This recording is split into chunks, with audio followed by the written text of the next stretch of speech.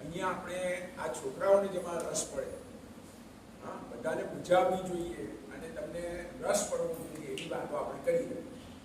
અચ્છા, હવે મને તમારે હું પૂછું ને તો આમ આ પૂછો કરવાનું, બરાબર? ગાંધીનું નામ કેટલાય સાંભળ્યું છે? સાંભળ્યું કે નહીં? ત્યાં પણ મને ત્યાં સાંભળ્યું નહીં. ઓકે, ત્યાં પૂછો ના કરે. હવે મને એમ કહો, હું પૂછું એને જવાબ આપવાનો, બરાબર? ઊભી થઈ જાય. ગાંધીનું બાળપણમાં નામ શું હતું? નથી ખબર? ચાલો, કોને ખબર છે? ગાંધી સ્કૂલમાં ભણતા હતા ત્યારે એમનું નામ શું હતું? આ એકને આવડે છે, બરાબર? આ બાજુથી કોઈ છે? કોઈ નહીં, આ એકને જ આવડે છે. 2 3 4, બરાબર. આ બહુ જોરથી આ ઊંચો કરે છે. એમ નહીં, બાળપણમાં તો મોહન. તારી વાત સાચી, આખું નામ બરાબર. પણ આપણે સ્કૂલમાં ભણતા હતા, આવી ગઈ ને તું આવી, કોણ આવી ગયો? આશા, બરાબર ને? મોહન. એટલે ગાંધી તો પછી થયા. તમારી જેમ સ્કૂલમાં બેસતા હતા, બેસતા જ હોય ને બધા, ભણે તો આગળ આવે, બધા બેસતા હતા, બરાબર? તો મોહન નામ હતું. અને આ તમે બધા ગમતમાં બધા એકબીજાને તારે બોલાવો ને, તેમ એને મોનિયો કહેતા હતા. શું કહેતા હતા? મોહન ના કહે, એના ભાઈ બધું છે મોનિયા, એટલે મોનિયો કહેતા હતા. આવું હું નથી કહેતો, ગાંધીજી એમની આત્મકથામાં લખ્યું છે. મને કેવી રીતે ખબર પડે? પણ ગાંધીજીએ આત્મકથા લખી છે. આત્મકથા એટલે જાતે પોતાની વાત લખી હોય તે. સમજાય છે ને? આત્મકથા એને કહેવાય કે મેં મારા વિશે લખ્યું હોય. મારા વિશે બીજા લખે એ જુદી વાત છે. પણ આ તો ગાંધીએ જ પોતાના વિશે લખ્યું. હું સ્કૂલમાં ભણતો હતો ને ત્યારે મોહન કહેવાતો, અને મને તો બધા મોહન તો જવા દો, મોનિયો કરતા. અને એવું કે છે કે મને અંધારામાં જતા બહુ બીક લાગતી. કેટલા જણને લાગે છે? લાગે ને? બરાબર. એટલે આ મોહન પણ એવું કે છે કે હું નાનો હતો ને તો મને અંધારામાં જતા બહુ બીક લાગતી. તેનો ઉપાય શું કરવાનું? બીક લાગે તો કોઈને ખબર છે શું કરવાનું? બીક ભગાડવા શું કરવાનું? બીક ન લાગે આત્મવિશ્વાસ, બરાબર? પણ કેવી રીતે આવે? કરવાનું શું? આપણે તારી વાત બરાબર છે, છેવટે તો આત્મવિશ્વાસ જ કેળવવાનો છે. પણ શું કરવાનું? કઈ દરેક જણ જુદું જુદું કઈ વિચારી શકે. તમે કોઈને વિચાર આવતો હોય તો કઈ નથી કે એક જ જવાબ છે. હનુમાન ચાલીસા. તારી વાત સાચી. બહુ બધા લોકો ઊંઘી તારા જેવો તો ત્યારે આવું કહેતા હતા. હનુમાન ચાલીસા બોલતા જવાનું. હા, આવડે તને? બોલ જાતો બધા લીટી આવડે છે? એક લીટી આવડે? બિલકુલ નથી આવડતું તો તું બોલે શું? હનુમાન ચાલીસા બોલતા જવાનું તો તારે શીખવું પડે ને, નહીં તો બોલે કેવી રીતે? બરાબર. એટલે હનુમાન ચાલીસા બોલતા જાય. બીજા કોઈ? ગાંધીના ઘરની અંદર એટલે મોહનના ઘરની અંદર એક કામવાળા બહેન હતા. સ્કૂલમાં હોય છે ને બધા પાણી આપે, રસોઈનું જમવાનું આપે, કરે ને? હા, સફાઈનું કામ કરે. બધા તમે કરો છો? બધા હોસ્ટેલમાં કાલે સાંજે કેટલા જણ હતા? આપણે હા જો આ બધા હતા. એટલે મેં વાત કરી ત્યારે બધા બરાબર છે. એટલે મોહનના ત્યાં ઘરમાં એક રંભા કરીને દાઈ હતી, રંભાબેન, બરાબર? અને એણે મોહનને કહ્યું કે મોહન, તને અંધારામાં જતા બીક લાગે છે તો તારે રામ રામ રામ રામ રામ બોલવાનું, તો બધું બીક દૂર થઈ જાય, ભૂત પ્રેત ભાગી જાય, બીક ભાગી જાય. અને કંઈક આત્મવિશ્વાસ ને કહ્યું ને, આત્મવિશ્વાસ તારામાં વધી જાય, તને કશાનો ડર વર લાગે નહીં. એટલે ગાંધી કહે છે કે હું તો રામ રામ રામ રામ બોલતો બધા રૂમ હતું. પોરબંદર ગયા છે કોઈ અહીંયાથી? કીર્તિ મંદિર, ગાંધીજીનું જન્મસ્થળ, પ્રવાસમાં ગયા હોય કદાચ? નહીં. તો એ ઘર એમનું હતું જ્યારે ગાંધીનો જન્મ થયો ત્યારે. અત્યારે કીર્તિ મંદિર છે. 2 ઓક્ટોબરે રાજ્યપાલ જાય, મોટા મોટા કાર્યક્રમો થાય ને લોકો ટુરિસ્ટ તરીકે જોવા પણ જાય. બધું બારે મહિના કીર્તિ મંદિર નામ છે. ગાંધીનો જન્મ પોરબંદરમાં, તો ખબર છે ને? મોહનનો જન્મ પોરબંદરમાં કીર્તિ મંદિર તરીકે. આજે એક ઘર, તે વખતે કીર્તિ મંદિર નામ નહોતું, એ વખત તો કોઈ ઓળખતું નહોતું, કશું નહીં, બધાનું હોય એવી રીતે ઘર હતું. પણ હવે રાષ્ટ્રપિતા મહાત્મા ગાંધી એટલે એના ઘરનું નામ કીર્તિ મંદિર. બધા ત્યાં જોવા જાય, એટલે મ્યુઝિયમ ને બધું ફોટા જુએ, બધું જુએ, જીવન વિશે જાણે. તો રામ રામ રામ રામ રામ રામ બોલતા જાય એટલે ડર ના લાગે. હવે ગાંધી એમ કે છે કે આ રામ રામ રામ રામ મને એકવાર આવડી ગયું ને તો આખું જીવન હું એના પર તરી ગયો એમ કે છે. એટલે મોટો થયો તો પણ હું રામને ભૂલ્યો નથી એવું ગાંધી કહે છે. બહુ મજાની વાત એવી છે કે આપણે બધા રામના પિતાનું નામ શું? દશરથ. બધાને ખબર છે. તો ગાંધીએ તો આગળ મોટા થયા ને પછી એવું કહ્યું કે હું જે રામને ભજું છું તે દશરથ પુત્ર રામ નથી. શું કહ્યું? દશરથનો છોકરો રામ, રામાયણનો રામ એટલું નહીં, દરેકના અંતરમાં રહેલો રામ. આપણે ખબર નથી પડતી પણ અંદર છે કઈ દરેકના. મારામાં નહીં તારામાં છે. જે તને કઈ કહે અત્યારે આવું નહીં કરવાનું, અત્યારે બધા બેઠા અત્યારે આમ ના થાય, આવું ના કરાય, ચોરી ના કરાય, કોઈ જોતા હોય ત્યારે ખોટું ના કરાય, એવું બધું આવે ને અંદર વિચાર આવે છે ને. એ ગાંધી એમ કે છે કે અંતરનો રામ છે, એવું બધું વિચાર આવે ને બધું અંદરથી આવ્યા જ કરે કે સારું કરવાનું, ખોટું કરતા હોય તો તરત રોકે અંદરથી એ આવું કઈ કરે છે, આવું નહીં કરવાનું, એવો અંદરથી વિચાર આવે. એ રામનો વિચાર આવે છે. એટલે મોહન આવી રીતે સ્કૂલમાં ભણતો હતો ત્યારે બીક બગાડવા માટે એને રામનું નામ લેવાનું શરૂ કર્યું ને રંભાબેનના કહેવાથી. બીજી વાત, મોહન સ્કૂલમાં આવ્યો તમારે ક્યાં વિશાળમાં, બરાબર? તો એકવાર ઇન્સ્પેક્શન આવ્યું. તમારે આવે છે ઇન્સ્પેક્શન? શું આવે છે ઇન્સ્પેક્શન? આવે એટલે ઇન્સ્પેક્શન આવે તરત ના આવે, પ્રાઇવેટમાં આવે ને એમ સરકાર ડીઓમાં આવે. એટલે બધા એવું કે બરાબર ભણાવે છે કે નહીં એવું જોવા આવે. બરાબર ભણાવાય છે કે નહીં, છોકરાઓને બરાબર આવડે છે કે નહીં, હા એવું બધું એ લોકો જોવા આવે. તો ગાંધી મોહન કે છે, મોહને લખ્યું છે કે અમારી શાળામાં એકવાર ઇન્સ્પેક્ટર આવ્યા ને એ તો ગુલામ આપણે 47 પહેલાની વાત છે. આપણે આઝાદ ક્યારે થયા? 1947માં. મોહનની વાત એ પહેલાની છે. એટલે અંગ્રેજ ઇન્સ્પેક્ટર આવેલા છે. અંગ્રેજ ઇન્સ્પેક્ટર જર્વિસ નામના ઇન્સ્પેક્ટર હતા. અંગ્રેજનું નામ હતું જર્વિસ. અને એ આવેલા અને એમણે અમને 5 સ્પેલિંગ લખાવડાવ્યા. આ લોકોને અંગ્રેજી ભણાવાય છે તો 5 સ્પેલિંગ લખાવડાવ્યા. હા, અને ગાંધીની મોહનને એક સ્પેલિંગ આવડતો નહોતો અને બાજુવાળો હતો ને તારા જેવો એને સાચો લખ્યો. એટલે પેલા ટીચર આમાં કરતા હતા, એમણે જોયું કે આને સાચો લખ્યો છે, મોહનનો સ્પેલિંગ ખોટો છે. એટલે ટીચર એને કહે છે પેલા મને જોઈ લે લખી દે, એના મને જોઈ લખી દે. એવો ઈશારાથી ટીચરે કહ્યું. ઇન્સ્પેક્ટરને ખબર પડી જાય તો મુશ્કેલી થઈ જાય એટલે ઈશારાથી કહ્યું. ઇન્સ્પેક્ટર તો ટીચરને પણ આંખ કાઢે કે આવું કહેવાય નહીં, પણ ટીચરે આપણી દૂરની એડીથી આંખથી પેલા અને મોહન એમ કે છે કે મને આજે આવડતો નથી તો કોઈનામાંથી જોઈને નહીં લખું. જો શું કે છે? કોઈનામાંથી જોઈને હું નહીં લખું, કારણ કે મને આવડવો જોઈએ, મને નથી આવડતો તો મારે તૈયાર કરવો જોઈએ. જો આ ગાંધી એટલે આપણે એની વાત કરીએ. ચાલે મોહન નાનો હતો, સ્કૂલમાં હતો, શિક્ષક કહેતા હતા. હા, શિક્ષક આવું કહેવાય નહીં પણ એવા શિક્ષક હતા.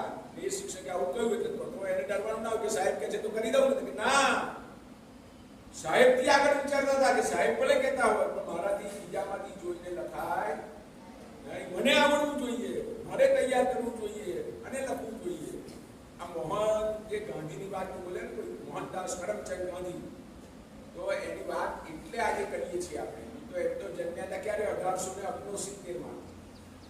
આજે આપણે શેમાં છીએ? 2026. તો 150 થી વધારે વર્ષ થઈ ગયા, 150 થી વધારે વર્ષ થઈ ગયા છે. અને છતાં આપણે ગાંધીની વાત એટલે માટે કરીએ છીએ કે એવું સત્ય બોલવાનું એને નક્કી કર્યું કે મને નથી આવડતું. બોલો, મને નથી આવડતું તો કોઈનામાંથી લખીશ નહીં. તો તમે શું કરો? આજમાંથી લખી દો કે જાતે ના આવડે તો ના લખો. શું કરો છો? કોઈ કહેશે કે સાહેબ હું કામ કરું છું, તમને ના આવડતું હોય, મને બધું ના આવડે. કોઈને બધું ના આવડે. હા, સમજો, કોઈ કહે તો માનવું નહીં.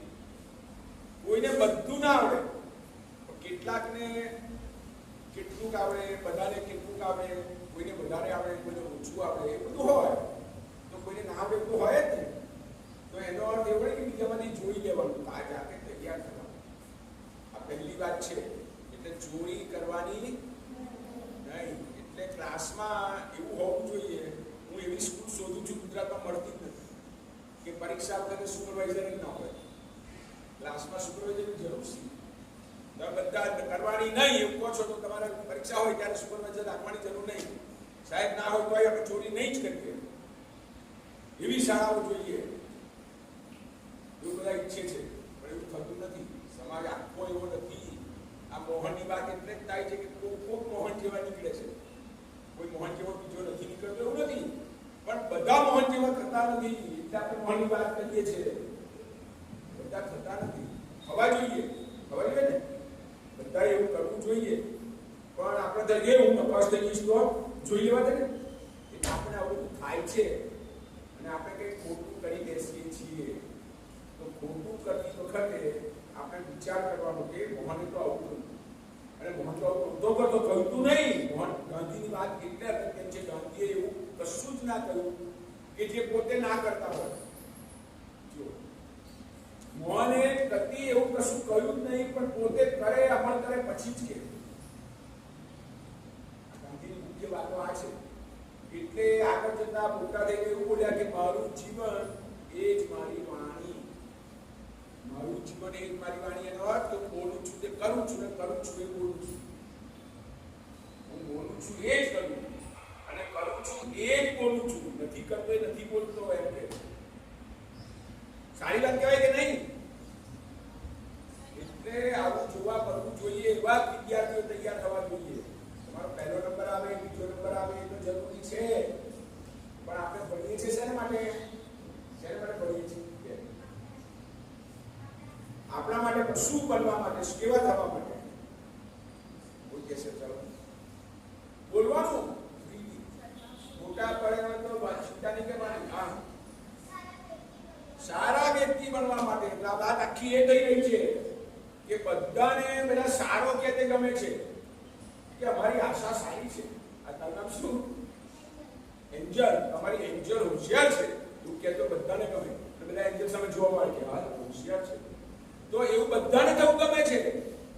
તો બધાને થવું હોય તો આવું કરવું પડે. મોહન કે છે એવું કંઈક કરવું પડે તો સારા સારા કે.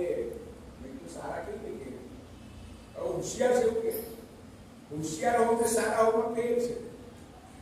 હા, એટલે ઘણી બધી વખતે આજે એવું થાય છે. હમણાં મારો પરિચય આપણે કહ્યું ને, પણ મારા માર્ક ગમે તે આવ્યા હોય, પણ પેલો નોકરી આપનારો કે અમારી પરીક્ષામાં પાસ થઈ બતાવો તો અમે તમને લઈએ. નોકરીમાં લઈએ નહીં. એટલે માત્ર માર્કશીટ જોઈને કોઈ લઈએ નથી. પાછો એનો ટેસ્ટ આપવાનો, એની પરીક્ષા આપવાની. હા, બધામાં ભણી ગયા. પહેલો નંબર આવ્યો છે એટલે આવી ગયા ના. આવું બધું છે. એટલે સારા થવું પણ બહુ જરૂરી છે. સારા હોવું બહુ જરૂરી છે. અને એવું બધાને ગમે છે. અને કહ્યું ને કે મને સારા થવું ગમે. તો સારા થવાનું કામ આપણે મોહનમાંથી શીખી શકાય છે. મોહને નાનપણમાં એક નાટક જોયું. કયું નાટક જોયું કે વાંચવામાં આવ્યું છે? સમજ્યું છે કોઈએ કર્યું હોય એવું? 7મા 8મા ધોરણવાળાએ. મોહન બાળક હતો, સ્કૂલમાં ભણતો હતો ત્યારે એને નાટક જોયું જેની અસર એના પર બહુ જ પડી. એવું કંઈક સાંભળ્યું છે? કોઈ આજે વાત કરી હોય, ક્યાંક સાંભળવા મળ્યું હોય એવું કંઈક છે? મને યાદ આવે છે?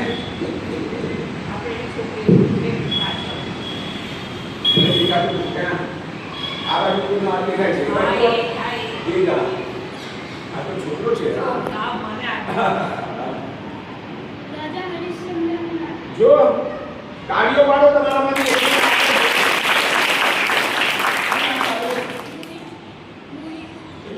બહુ સરસ. તો મોહિત ને આવડ્યું એ બધા તમે બધાને આનંદ આવો છો કે આપણામાંથી એક જણને તો આવડ્યું. મને ભલે ના આવડ્યું, પણ મારા સાથે બેઠેલા ને એને આવડ્યું. મારા ક્લાસમાં જે હતો મોહિત એને આવડ્યું. હવે મને આવડશે, હવે શીખવાનું મને બી આવડવું જોઈએ. કેમ એને કેવી રીતે ખબર પડી? તને કેવી રીતે ખબર પડી? જો કઈ વાતો કરતા હોઈએ ને એમાંથી સાંભળેલું ને એવું યાદ રાખ્યું છે કે એને કઈ હરીશચંદ્ર રાજા હરીશચંદ્ર નાટક જોયું.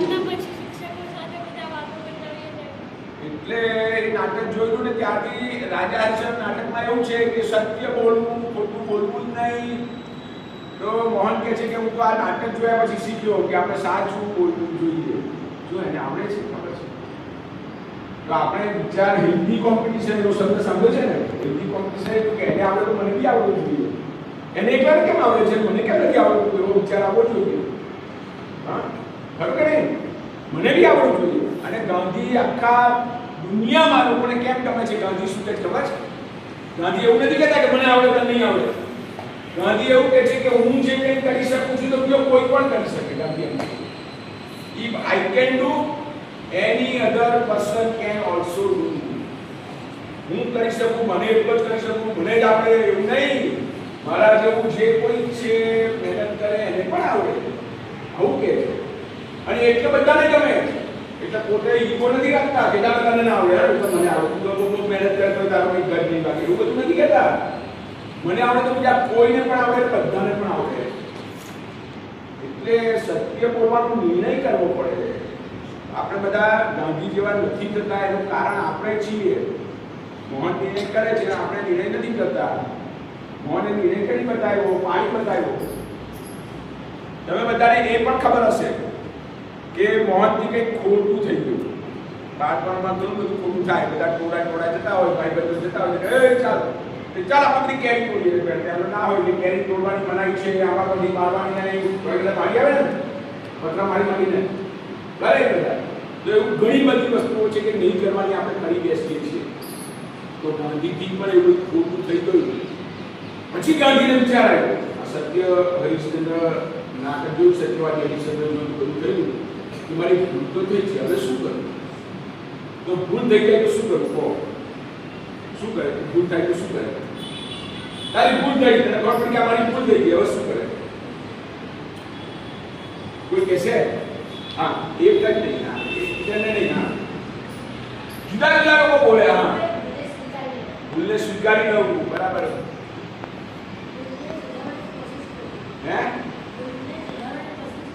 ભૂલને સુધારવાની કોશિશ કરી. ગાય લાગતો કોઈ આ ઓછો કરે ગાયભાઈ.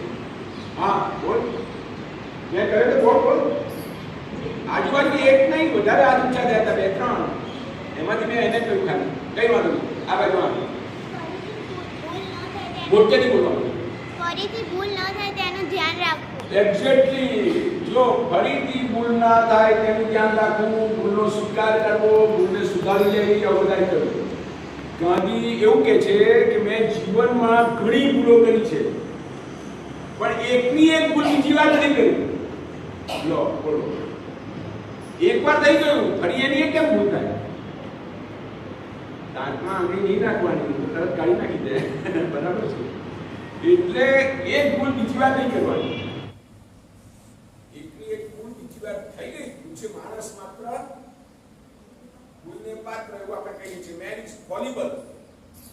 મેન ઇઝ ફોલિબલ એટલે પડી શકે, પડી જાય, પણ પડી જાય કે પછી ઊભું થાય. એટલે ભૂલ થાય તો સુધારી લે, ફરી વાર ભૂલ નહીં કરતો એવું નક્કી કરે. તો ગાંધીની વાત હું એટલે કરું છું કે મને આવું બધું ગમે છે ગાંધીમાંથી. મને રેડિયો કામ નથી આવડતું, પણ ગાંધીની આ બધી વાતો મને બહુ જ ગમે છે. એટલે બધા જોડે જઈને વાત કરું છું કે ગાંધીએ એવું કંઈક કર્યું કે જેનાથી આપણું જીવન પણ બહુ સારું બનાવી શકીએ જો આપણે ઈચ્છીએ તો. એટલે ગાંધીને વિચાર આવ્યો કે ભૂલ થઈ ગઈ, હવે શું કરવું? તો કે ભૂલ સુધારી લેવી જોઈએ, ભૂલની કબૂલાત કરવી જોઈએ. તો એના પિતાનું નામ શું હતું? હમણાં કોઈ બોલ્યું હતું ને આખું નામ? મોહનદાસ કરમચંદ ગાંધી. બરાબર, એટલે કરમચંદ એના પિતા હતા. બરાબર. તો મોહનને થયું કે હવે પિતાને કહી દેવું જોઈએ કે મારી આ ભૂલ થઈ છે. પણ પિતાથી ડરતા હતા.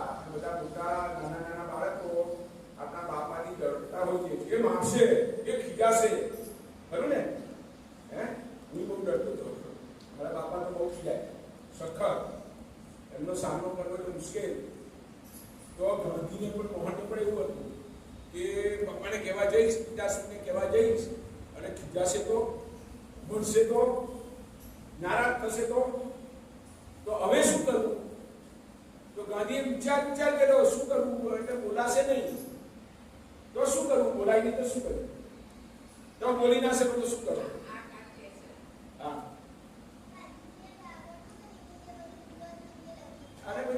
જો છોકરીને બહુ સરસ બહુ સરસ. ગાંધીજીએ લખવાનું નક્કી કર્યું, ચિઠ્ઠી લખી દીધી. આપણે બોલી ના શકીએ બેન મારી ભૂલ થઈ ગઈ છે મારે કેવું છે, પણ હજી હું એટલો બધો ડરપોક છું, એટલો બધો આત્મવિશ્વાસ નથી, એટલે મને લાગે છે બેન જશે તો તેને કહેવું બેન આ પ્રદેશ સુધીમાંથી નહીં બોલાય એવું આપણે થાય તો ચિઠ્ઠી લખી નાખવાની. ગઈકાલે આવું કરીશું ને એવું લેસન નથી લાવ્યું, પણ ક્લાસમાં તમે પૂછ્યું કે કોણ લેસન નથી લાવ્યા તો બધા લાવ્યા હોય તો મેં આંગળી ઊંચી કરી દીધું, ખરેખર હું નથી લાવ્યું. તો મારે આવું કેવું છે એવું વિચાર આવ્યો, ગળે લખી નાખવાનું કે બેન સોરી અને પરિવારમાં આવું નહીં કરું, પણ કાલે મેં આવી ભૂલ કરી છે. કોઈ પણ ગમે તેટલો મોટો માણસ હોય પણ તમે જો લખીને કબૂલાત કરો ને તો ગમે તેટલો ગુસ્સાવાળો હોય એ સામે ગુસ્સો નહીં જ કરે, એ ખાતરી રાખજો. કારણ કે કેમ નહીં કરે? કારણ કે બહુ ઓછા લોકો કબૂલાત કરે છે. તો પહેલા તો તમારા પ્રત્યે માન થશે કે એ આ એક જણ તો નીકળી કે જે સાચું કહે છે, બાકીના એવા હશે પણ કહેતા નથી. એટલે જે લખીને કે બોલીને કબૂલાત કરે એના પ્રત્યે સાહેબને પિતાશ્રીને બધાને થાય કે સારો મારો છોકરો છે, સારો એની ભૂલ થઈ ગઈ પણ તરત જ એને લખીને કહી દીધું, એને કબૂલાત કરી દીધી. તો એ બહુ મોટો ગુણ છે જે બધામાં હોતો નથી. એ કેળવવો જોઈએ, હોતો નથી તો આપણે કેળવતા નથી. કેળવો તો આવી શકે ને, કેળવો તો આવી શકે. મોહન ના આવે તો મારામાં કેમ ના આવે? હા, એ પણ માણસ છે, હું પણ માણસ છું, બરાબર કે નહીં? તો મોહને આ જ કહ્યું કે હું કરી શકું તો તું કરી શકે, તું કરી શકે, તું કરી શકે. એટલે એમને ચિઠ્ઠી લખી કે મારી આવું થઈ ગયું છે, હવે નહીં કરું. મોહન હવે એને થયું કે બાપાને દુઃખમાં હજી બોલાતું નથી એટલે બાપાને હાથ દુઃખ ચિઠ્ઠી આપવાની પણ હિંમત નથી. મોહનમાં ચિઠ્ઠી આપવાની પણ હિંમત નથી. પિતાશ્રીનો ડર લાગે છે અને બધા જ ડરતા હોય છે. તો આ ડરતો હતો તો શું કર્યું એને? આને ખબર છે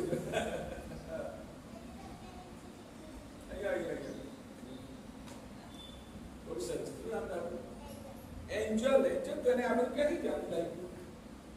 ક્યાંથી આવ્યું તેને? ક્યાં નહીં સાંભળ્યું? એ વાંચેલું કે સાંભળ્યું? સાંભળેલું કોની પાસે સાંભળ્યું? ઘરે જે પાસે કોઈ બહાર ખાવા પીવા કાર્યક્રમમાં ઘરે કોણ કરે? દાદા. તો અરે વાહ, એના પપ્પા પાસેથી સાંભળેલું એન્જલે. બહુ સરસ. બેસ જો એને બધી જ ખબર છે. તકિયા નીચે ચિઠ્ઠી મૂકી દીધી એમ કે જો મને જ આવડે એવું નહીં, એને આવડે. તમે બધા નથી વાંચ્યું એટલે નથી જાણતા, તમે કાલે વાંચો તો તમને આવડે. એને જાણ્યું છે તો એને આવડે છે, મેં વાંચ્યું છે તો મને આવડે છે, અને બાકીના બધાએ વાંચ્યું નથી, સાંભળ્યું નથી એટલે આવડતું નથી. એટલે વાંચીએ, સાંભળીએ, જાણીએ તો આપણને પણ આવડે. એટલે કે છે કે પિતાશ્રી ખાટલામાં સૂતા હતા અને એ ઊંઘતા હશે, જોતા નહોતા, આંખો બંધ હશે. એ સમયે મોહને જઈને તકિયા નીચે પેલી ચિઠ્ઠી મૂકી દીધી. એમના દીકરા જવાની એની હિંમત ચાલી નહીં, પણ એ પિતાશ્રીની આંખ બંધ છે ત્યારે તકિયા નીચે જઈને મૂકી દીધી. બહુ પરફેક્ટ તારી વાત છે. હવે પછી બાળક પાછળ ઉભો રહીને મોહન જોયા કરે કે ક્યારે પિતાશ્રી જાગે છે ને ચિઠ્ઠીનું શું કરે છે. પણ જો હજી ડર છે, હમણાં બોલાવશે, હમણાં ખવડાવશે, હમણાં મારશે. એટલે એ દૂર બારણામાં પિતાશ્રીને દેખાય નહીં, પણ એ ત્યાંથી પિતાશ્રીને જોઈ શકે. કેમ છે એ ચિઠ્ઠી જોઈ એ શું થયું? કોઈ કરવા જોવા ઉભું નહીં ગયું. બહુ મજાની વાત છે, નાટક જેવું લાગે એવું છે દ્રશ્ય. તો એ ત્યાંથી જોયા કરે છે. પછી એને પિતાશ્રી પૂછ્યા, પછી એક ચિઠ્ઠી જોઈએ તો સારું મનમાં થાય છે. ત્યાં તો એમને કંઈક શીખવાનું તકલીફ સરખો કરવા ગયા એટલે કાગળ દેખાયું એટલે લીધું, એમને વાંચ્યું. પ્રિય પિતાશ્રી, મારાથી આવી ભૂલ થઈ ગઈ છે, આ બધું લખી દીધું અને હવે હું એ નહીં કરું, માફી માંગુ છું. મોહન એવું કંઈક લખ્યું હશે એટલે હવે એને તો હમણાં અમને બોલાવશે અને હમણાં અમને ખખડાવશે. પિતાશ્રી બોલાયો જ નહીં, મોહનને ખખડાયો જ નહીં અને વાંચતા વાંચતા રડવા માંડ્યા. મારો છોકરો આવો. જો બાપાને બધા ક્યારે થાય? છોકરાઓ ખોટું કરે ત્યારે આઈને ખબર છે કે નહીં? તમે ખોટું કરો તો માતા પિતાને બહુ દુઃખ થાય કે મેં ભણવા મોકલ્યા હતા યોગાંજલિમાં અને આવું શીખીને આવ્યા.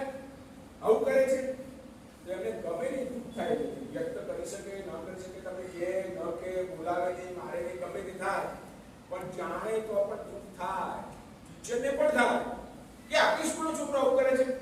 આપણે કઈ આવું નથી શીખવાડતા. તો કોઈ પણ ખોટું કરે તો શિક્ષકોને, મા બાપને, મોટેલાઓને ગમે નહીં. કારણ કે તમને સ્કૂલમાં એટલે જ મોકલવામાં આવે છે, આવા વ્યાખ્યાનો એટલે જ રાખવામાં આવે છે કે તમે આવું બધું જાણો. જો એને ઘરમાંથી જાણે, તમે અહીંયાથી જાણશો અને કાલે કોઈ ચોપડીમાંથી જાણશે. અનેક રસ્તા છે, એક જ રસ્તો નથી. એટલે પિતાશ્રીની આંખમાંથી આંસુ પડવા માંડ્યા. વાંચતા જાય અને આમ રડતા જાય. ત્યાં મારો છોકરો આવો છે. ગાંધી આત્મકથામાં એવું લખ્યું છે કે પિતાશ્રી રડ્યા અને હું પણ રડ્યો. પિતાશ્રીને રડતા જોઈને હું પણ રડવા લાગ્યો. એના કરતા આપણે માર્યો હોત તો સારું, પણ એ તો રડવા માંડ્યા તો એ જોઈને હું પણ રડ્યો. મારવામાં પતી ગયું હોત ને પેલા ફરી શીખ્યો, સુધર્યો હોત, ના સુધર્યો હોત, બધા ઓપ્શન ઓપન છે. પણ આ તો રડ્યા. એને થયું કે આવું પિતાશ્રી રડે તો બહુ ખરાબ. બહુ લાગી આવ્યું મોહન કે મારા પિતાશ્રી રડે છે તો મેં એટલું ખરાબ કર્યું છે ને, આવું તો ધરાકો છે એવું બધું એનામાં થયું છે. એના મનમાં એટલા બધા વિચારો આવ્યા કે મેં એટલું કર્યું ને મેં રડ્યું તો ખરું, પણ બાપાને રડવું પડ્યું. છોકરા રડે, બાપા રડે, બાપા મારું વાંચીને રડે. તો એનાથી એને અસર થઈ કે આવું તો જિંદગીમાં કદી માથી કરાય નહીં.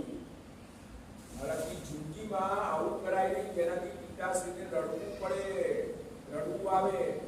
અને એવું એને કરી બતાવ્યું. ક્યારે કરી બતાવ્યું એવું કરી યાદ છે? આપણે એની વાત કરીશું. ક્યારે કરી બતાવ્યું? મોહન એસએસસી પાસ થયો પછી બહુ માર્ક નહોતા આવ્યા એટલે એડમિશન નહોતું મળ્યું. જો અત્યાર નથી મળ્યું, અમે યોગાને પણ એવું હતું. એડમિશન મળે તો કંઈ બહુ કેરિયર બનશે એવું લાગતું નહોતું. શું કરશે આ મોહન, શું કરશે આટલા ટકાએ? આખા કુટુંબમાં લોકો ભેગા થઈને ચિંતા કરવા માંડ્યા. ચર્ચા સભા બેઠી ઘરમાં, આ મોહનનું શું કરીશું, આટલા ઓછા ટકા લાવ્યો છે. તો આજુબાજુના મિત્રો હોય ને, સગાવાલા હોય, ભાઈબંધ હોય, પિતાશ્રીના, એવા એક માવજી દબે કરીને કાકા હતા. આપણું ગાંધીએ લખ્યું છે, તમે કોઈ પણ ચોપડી આત્મકથા વાંચશો તો એના આગલા 40 પાનામાં આ બધું છે વિદાય જતા સુધી. 40 પાના શરૂઆત, નાના નાના દોઢ પાનાના ચેપ્ટર છે. પ્રકરણ 1.5, 1.5 થી વધારે લાંબુ લખ્યું નથી ગાંધી. અને એમાં બધું લખ્યું છે જે હું બોલું છું. હા, એટલે વિલાયત મોકલવાનો નિર્ણય કર્યો. વિલાયત એટલે કયો દેશ? વિલાયત એટલે કયો? અત્યારે વિલાયત નથી કહેતા, આપણે શું કહીએ છીએ? મોહનને વિલાયત ભણવા મોકલવાનું નક્કી થયું. હવે તમે આત્મકથામાં વાંચો તો તમને પ્રશ્ન થાય કે વિલાયત કયો? કારણ કે આજે આપણે વિલાયત બોલતા નથી. તો એ દેશનું નામ શું બીજું? કોણ કહેશે? વિલાયત. તમે વાંચો, તમને પ્રશ્ન થાય ને, મેં કહ્યું કે ચાલો આત્મકથા વાંચો તો બધી આ બધું મળશે. હવે તમે વાંચો છો કે મોહનને વિલાયત મોકલવાનો કુટુંબે નિર્ણય કર્યો. તો તમને પ્રશ્ન થાય કે આ વિલાયત કર્યો, તમારે કોઈને પૂછવું પડે, જાણવું પડે. વિલાયત એટલે ઇંગ્લેન્ડ. ઇંગ્લેન્ડનું બીજું કયું નામ છે? હે, કોણ કહેશે? 2-3 નામોથી ઓળખાય છે. આપણે ભારત, હિન્દુસ્તાન, ઇન્ડિયા એવું કહીએ ને, એવી રીતે આપણે કહીએ ભારત, હિન્દુસ્તાન, ઇન્ડિયા. એવું ઇંગ્લેન્ડ માટે પણ 2-3 નામો છે. જો આ બધું જાણવાનું, જેટલું વધારે જાણો કે નોલેજ ઇઝ પાવર. જે જાણે તે મોટો કહેવાય, જે ના જાણે તે કોઈ કહે કે ના કે નાનો કહેવાય. જાણવાથી મોટા થવાય. મને ખબર છે, મેં સાંભળ્યું છે, મેં વાંચ્યું છે, હું કહી દઉં તો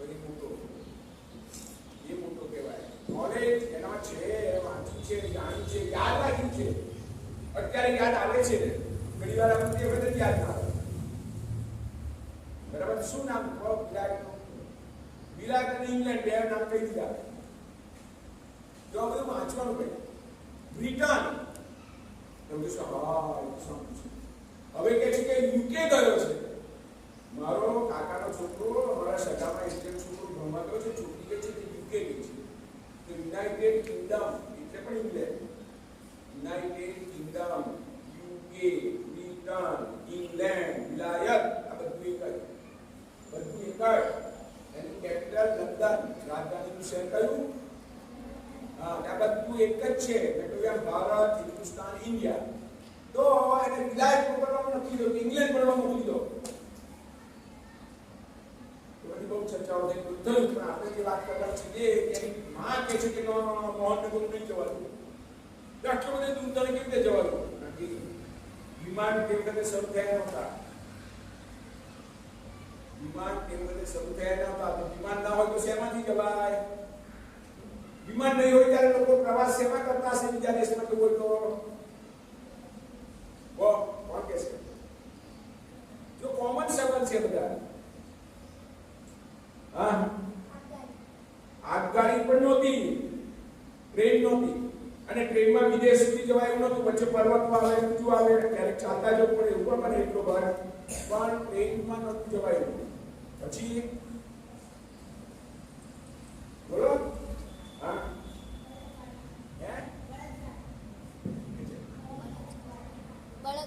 બળદગાડા. ના, પછી યસ યસ એનીવન જેને આવડતું છે. હે, જહાજ, વાહન, steamer. Right, clap four it.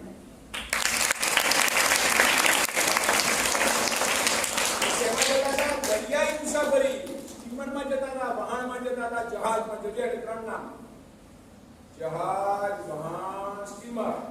જો એક શબ્દના અનેક શબ્દો આવડવા જોઈએ તો એક યાદ ના આવે તો બીજો લખી શકાય. હા, ઇંગ્લેન્ડ, યુકે, બ્રિટન, વિલાયત. જહાજ, વાહન, સ્ટીમર. બરોબર ને? તો આ બધું યાદ રાખવાનું. આપણી મેમરી બહુ જ છે, એનો ઉપયોગ નથી કરતા આપણે. એટલે ઉતળીબાઈ, મોહનનું નાનું નામ શું હતું?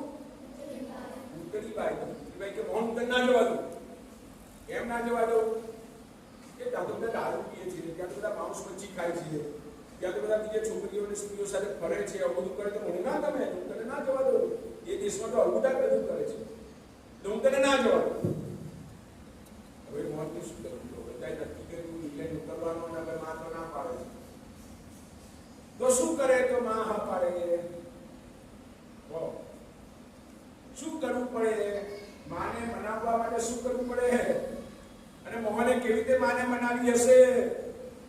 એવું કે ત્યાં તો તને ખબર ના કોણ છે આ બાજુ? હા, યસ પ્લીઝ. હા, જો આ બધાને ખબર છે, કોકને બધી ખબર છે. જો મારા કયા વગર લઈને આવે ને મને તાજી તો પાડવાની પડે.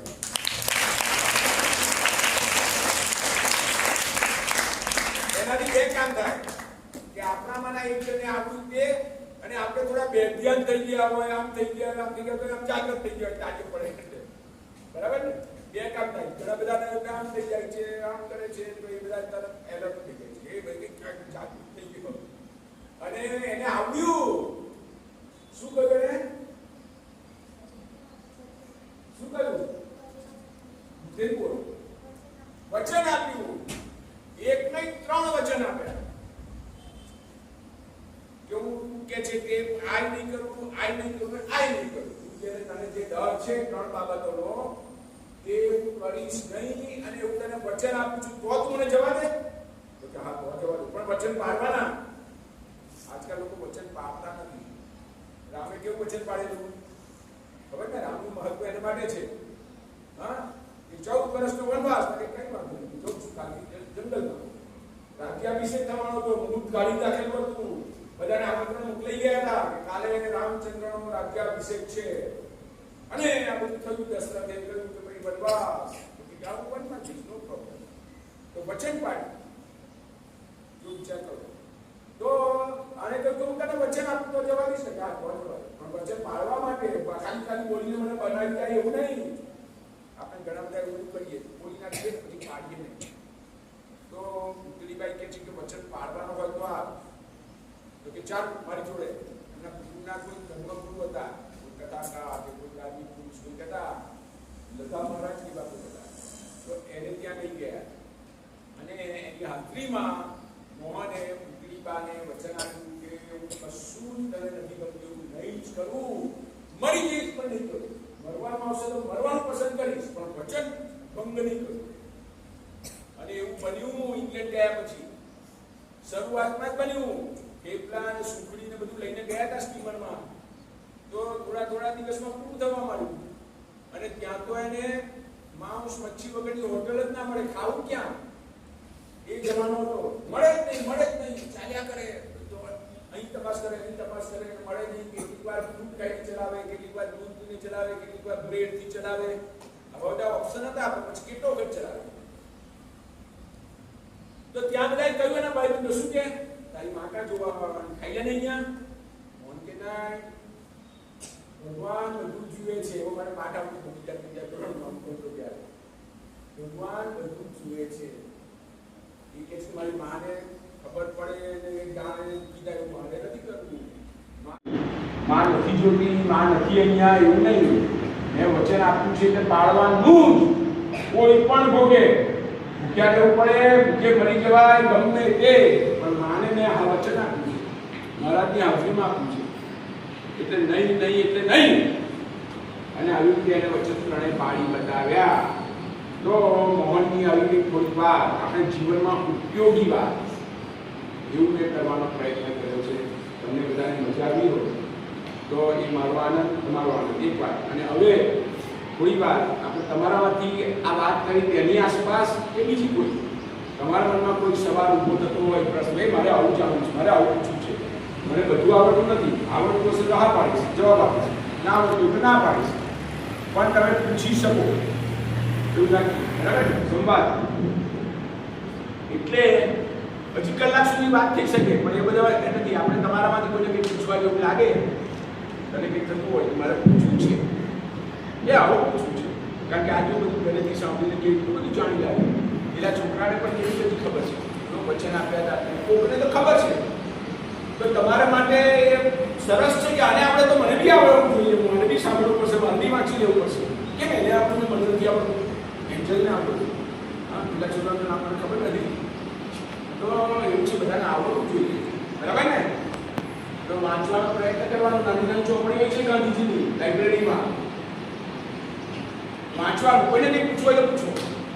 મોટા છોકરાઓ, નાના છોકરાઓ, એનીવન.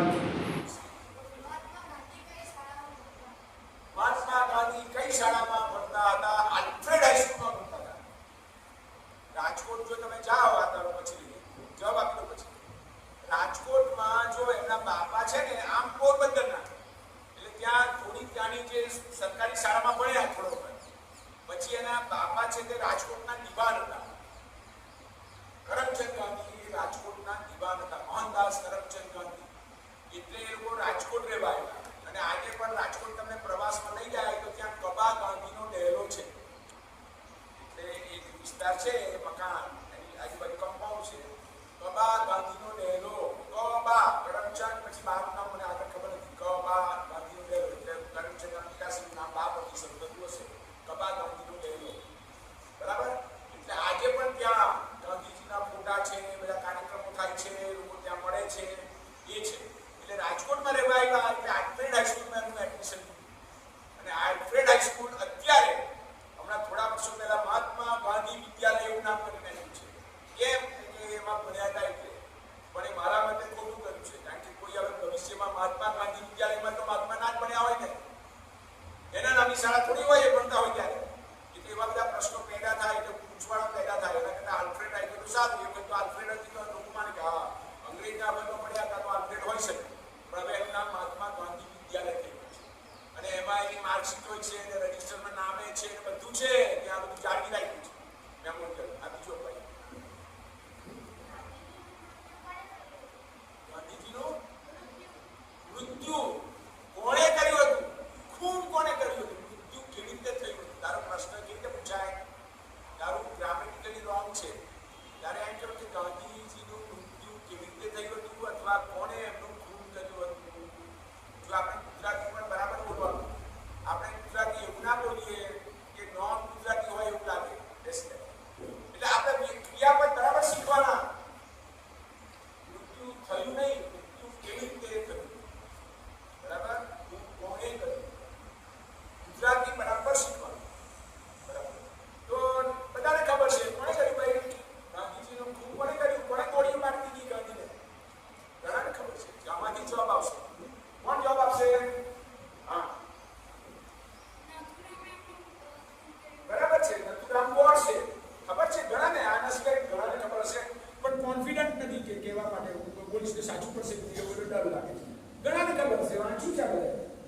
એટલે નથુરામ ગોડસે નામનો માણસ હતો, એને એવું લાગતું હતું કે ગાંધી કંઈક ખોટું કરે છે, ગાંધી મુસ્લિમોની તરફદારી કરે છે, એવું બધું એના મનમાં ભરાઈ ગયું.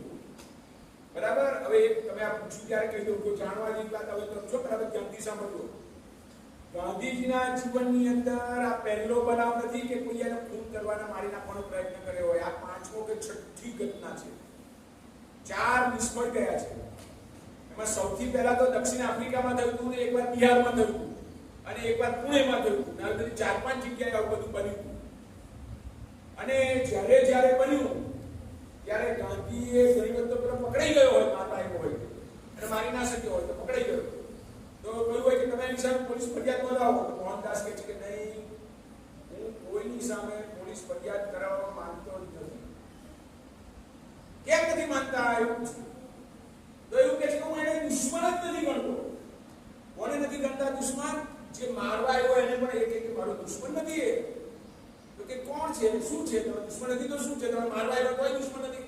તો કે હા, દુશ્મન નથી કારણ કે એને મારા વિશે કોઈ ગેરસમજ થઈ છે, એટલે આવું કરવા તૈયાર થયો છે. કાલે મારા વિશે સાચું જાણશે તો મારો અનુયાયી પણ બની શકે, એટલે મારો એ દુશ્મન નથી. લો, જો આ ગાંધીની વાત.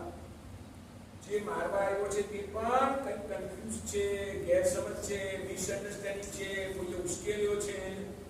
કાલે મારા વિશે સાચું જાણશે તો એ મારો અનુયાયી પણ બની જાય, એટલે મારો દુશ્મન નથી.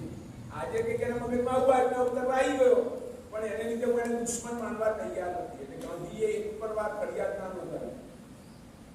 અને નથુરામ ગોડસેને આપણી તો આઝાદ ભારત, કારણ કે 48માં થયું એટલે આઝાદી થઈ ગઈ હતી, આપણી સરકાર બેઠી હતી અને પાછી એ બધું થયું. પણ ગાંધી જીવતા હોત અને માફી આપી દીધી હોત. ગાંધીના મતે દુશ્મન નથી મારી નાખનારો, પણ તો ગાંધીમાં આટલું જ બળ છે, મને મારી નાખવો તો એટલે કઈ ગેરસમજ છે, કઈ વાંધો નહીં. અચ્છા, એનાથી આગળ એક વાત, આપણે બધા ઈશ્વરની ભક્તિ કરીએ, પ્રાર્થના કરીએ. હા, ગાંધી ને જો કે 4-5 એવી ઘટના બની એટલે સરદાર પટેલ હોમ મિનિસ્ટર બન્યા, ગૃહમંત્રી, એટલે બધું પોલીસ ખાતું આખા દેશનું એના હસ્તક પર. એટલે એને કહ્યું કે બાપુ હવે તમારી વાત સાંભળવાનું નથી. કોણ કહે છે? સરદાર. હું તમારી પ્રાર્થના સભાની અંદર પોલીસ મોકલવાનો છું તમારી સુરક્ષા માટે, કારણ કે તમે બધા મારવા આવે છે, હું મેં સાંભળ્યું છે, અમારી પાસે LIB ના રિપોર્ટ છે કે તમારી પાછળ શું કરે છે, મારવા માટે કરે છે.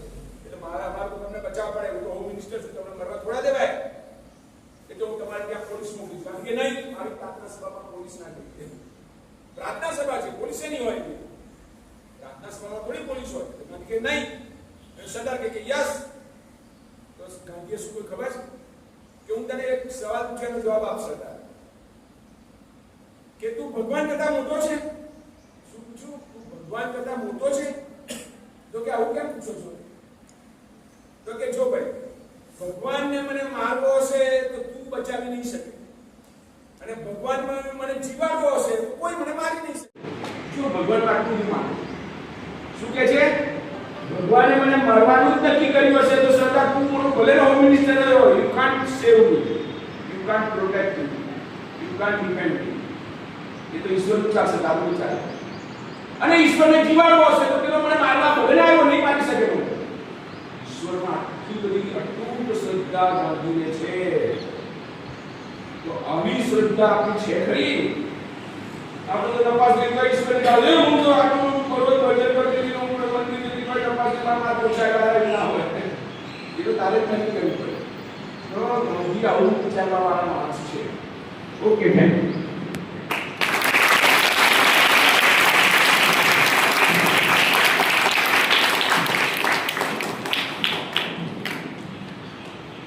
અચ્છા સર, ખૂબ ખૂબ આભાર.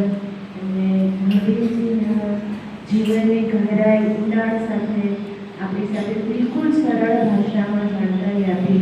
ઘણી બધી એવી ઘટનાઓ જે આપણને નહોતા જાણતા એનાથી આપણને પરિચિત કરાયા. હવે આ તકે હું એવી તમને ખાતરી આપીશ કે બીજી વાર જ્યારે આવશે ત્યારે તમે ગાંધીજીનું દર્શન વાંચીને, સત્યના પ્રયોગો વાંચીને થોડા તૈયાર રહીશું. અમે થોડી વધારે ગાંધીજી વિશેની માહિતી એકત્ર કરીને રાખીશું. અને આપણા રાષ્ટ્રપિતા છે એટલે આપણે એમના જીવન ચરિત્ર વિશે જીનામાં જેની બારીકમાં બારીક જાણકારી રાખવી જોઈએ. જે આપણને ભવિષ્યમાં પણ ઉપયોગી થાય. ખૂબ ખૂબ આભાર. મારું એક સૂચન છે બિલકુલ. કે આ બહુ સહેલું છે. કઈ રીતે કરવાનું કે પ્રાર્થનામાં આપણે ઘણી વખત સુવિચાર અને સમાચાર અને છોકરાઓને સોંપીએ છીએ એ તમે ગાંધીજીની સંક્ષિપ્ત આત્મકથા તમે લાવી દો અને રોજ દર વખતે પ્રાર્થના વખતે 1 કે 1.5 પાનું છે મેં તમને કહ્યું છે. તો આજે આ પાનું આ વંચાય 1 પેજ 1.5 પેજ જે દિવસે આ વંચાય બીજે આ વંચાય તો તમારે ધીરે ધીરે આખી આત્મકથા પૂજાને સંક્ષિપ્ત પણ છે ટૂંકી કરેલી.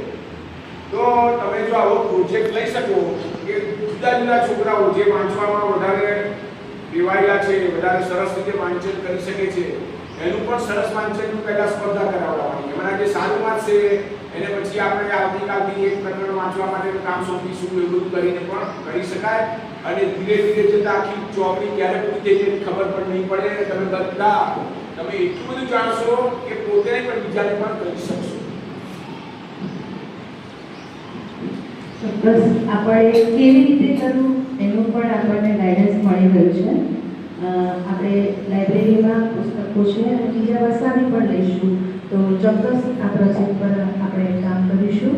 ફરી એકવાર હું યોગાસની પરિવાર વતી ઓઝા સર અને આદરણીય ભારતીબેનનો હૃદયપૂર્વક આભાર વ્યક્ત કરું છું.